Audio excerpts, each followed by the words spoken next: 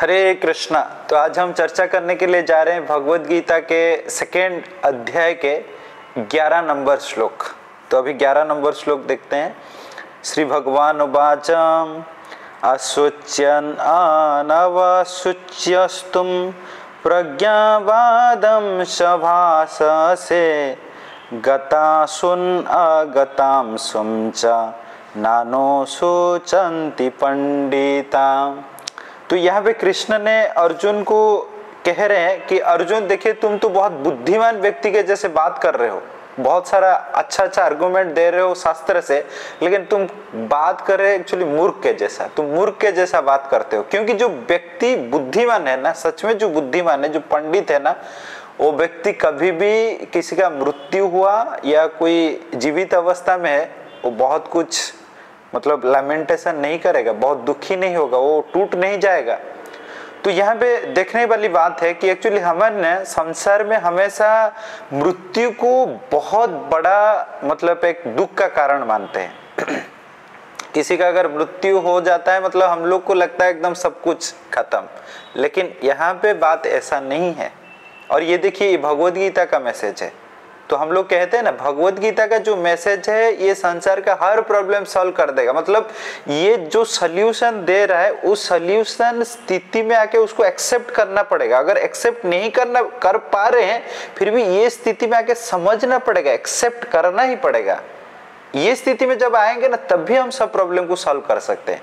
तो देखिए कृष्ण ने क्या कह रहे, देखिए अर्जुन जो बहुत सारा आर्गुमेंट दिए, बहुत वैलिड आर्गुमेंट। हम लोग अगर सुनेंगे तो कृष्ण ने पहला आर्गुमेंट अर्जुन ने दिए कि अगर मैं युद्ध करूंगा तो कंपैशन, कि मेरे करुणा है इन लोग के लिए। दूसरा है एंजॉयमेंट, ये लोग सब मर जाएंगे तो मेरा क्या होगा।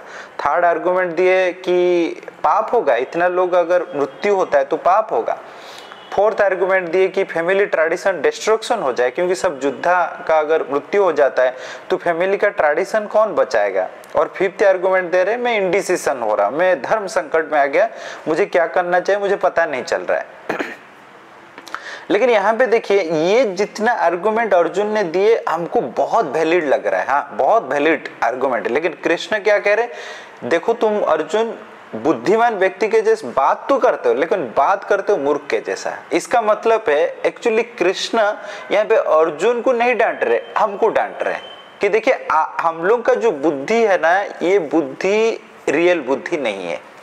क्यों ना, ये प्रॉब्लम क्यों आता है, क्योंकि हमेशा हम लोग ये शरीर को ही सब कुछ मान लेते हैं, और शरीर जब मृत्यु हो जाता है तो हमको लगता है सब कुछ हो गया। लेकिन भगवद गीता के मैसेज हिसाब से ये नहीं है।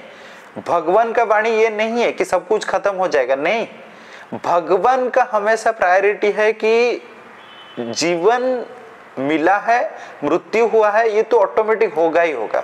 ये संसार में अगर कोई सच्चाई है तो है मृत्यु होगा, लेकिन सबसे ज्यादा इंपॉर्टेंट बात है जन्म और मृत्यु के बीच में हम क्या कर्म कर रहे हैं, कैसे कॉन्शियसनेस में हम जी रहे हैं। ये बहुत इंपॉर्टेंट बात है। हम लोग को लगता है कि किसी का मृत्यु तो होना ही है ना, कोई ऐसा व्यक्ति है जिसका मृत्यु नहीं होगा, मृत्यु तो सुनिश्चित होगा, लेकिन वो कैसे कर्म करता है, कैसे वो जिंदगी को जीता है, ये बहुत इंपॉर्टेंट बात है। समझ रहे हैं ना। तो इसके हिसाब से तो अभी देखिए कृष्ण अर्जुन को डांटना स्टार्ट किया। और दूसरा बात देखिए कि अर्जुन और कृष्ण के बीच में जो रिलेशनशिप पहले था वो फ्रेंडशिप वाला रिलेशनशिप था, लेकिन अभी क्या हुआ कि अर्जुन ने कृष्ण को एज ए गुरु एक्सेप्ट कर लिया। और जब गुरु के हिसाब से एक्सेप्ट कर लिए ना, गुरु का ये काम होता है कि शिष्य को जब भूल करता है डांटना। हम लोग लगता है कि हमेशा स्वीट बात बोले, लेकिन नहीं हो सकता है, क्योंकि कभी कभी हमारा जो स्थिति है ना उसके हिसाब से हमेशा स्वीट बोल के काम किया नहीं जा सकता है। जैसे मान लीजिए एक ये है कि 3 व्यक्ति अगर जिंदगी में बहुत स्वीट बोलेंगे तो सॉल्यूशन नहीं मिलेगा। जैसे डॉक्टर अगर हमेशा पेशेंट को बोलेगा कि आपको जो खाना है खाओ और मेडिसिन नहीं, वो स्ट्रिक्टली बोलेंगे ये खाना है ये नहीं खाना है। अगर गुरु ने शिष्य को हमेशा स्वीट बोलेंगे, ठीक है जो करना है करो, तो शिष्य कभी आगे बढ़ नहीं सकता है। तीसरा है मंत्री अगर राजा को हमेशा अच्छा बोलेगा, जो कर रहे हो सही है, जो कर रहे हो सही, जो कर रहे हो सही, तो राजा का पतन तो होगा ही होगा।